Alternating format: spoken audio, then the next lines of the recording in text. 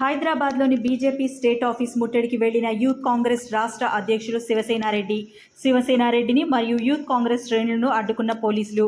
ఈ సందర్భంగా యూత్ కాంగ్రెస్ అధ్యక్షుడు శివసేనారెడ్డి మాట్లాడుతూ నీట్ పరీక్షను వెంటనే రద్దు చేయాలన్నారు. దీంతో పరిస్థితి ఉధృతంగా మారింది.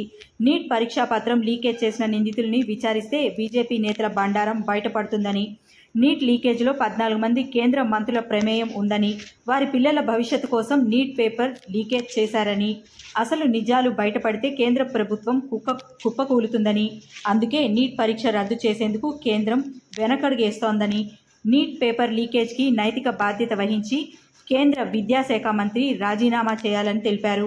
23 లక్షల మంది విద్యార్థుల జీవితాలతో కేంద్రం చెలగాటం ఆడుతున్నారని, పార్లమెంట్ ముట్టడికి కూడా సిద్ధమవుతామని, పార్లమెంట్లో నీట్ మీద ప్రశ్నిస్తామని అన్నారు.